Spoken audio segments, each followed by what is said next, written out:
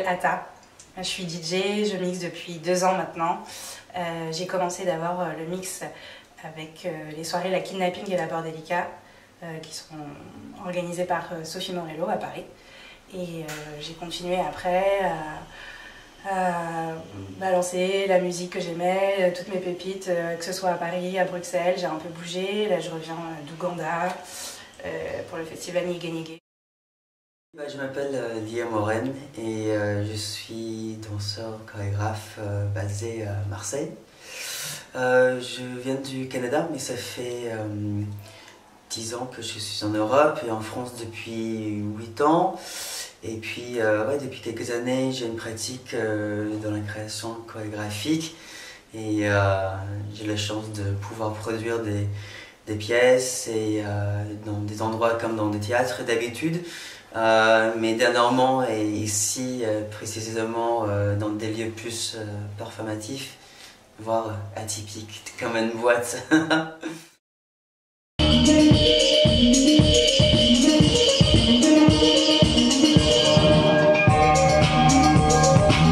L'idée c'était de créer donc à la fois un contexte sonore et de danse pour mettre en valeur le monde intérieur. À partir de la méditation, c'est de se caler sur sa propre pulsation et donc de danser vraiment à son propre rythme. Chacun, on a tous parlé de la trance.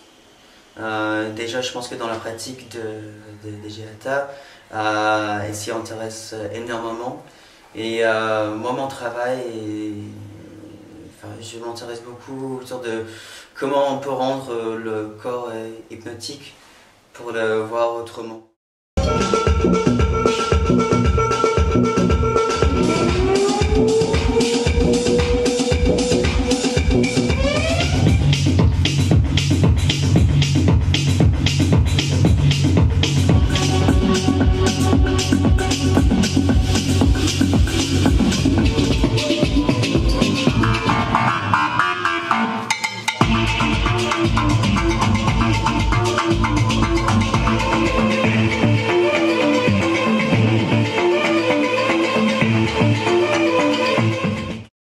La condition, c'est que c'est en club, que c'est immersif, donc avec les gens qui seront là autour. On ne va pas savoir qui sont les danseurs et qui est le public.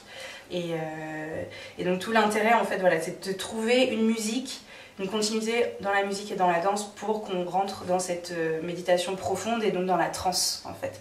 Donc un état de conscience modifié finalement.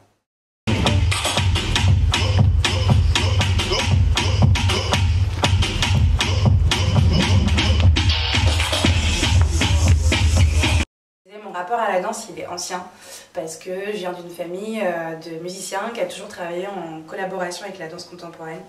Et donc je suis allée sur plein de spectacles, j'étais dans les coulisses depuis petite à regarder les danseurs s'entraîner, les performances, etc. Il y a ce côté-là, et puis après il y a le fait que j'adore danser, que je vais en club pour danser. On regarde des anciennes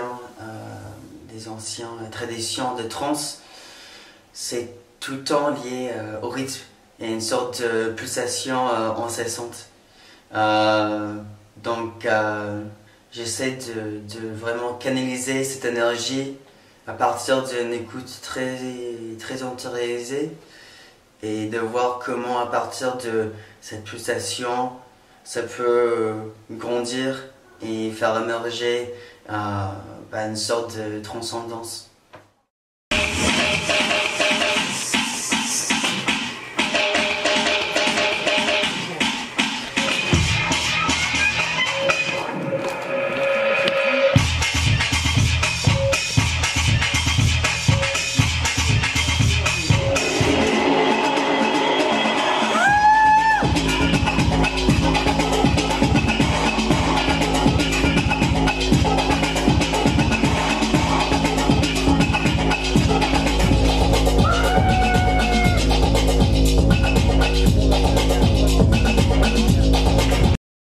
Qu'est-ce qui m'anime, c'est le lieu et c'est notre rapport avec le public.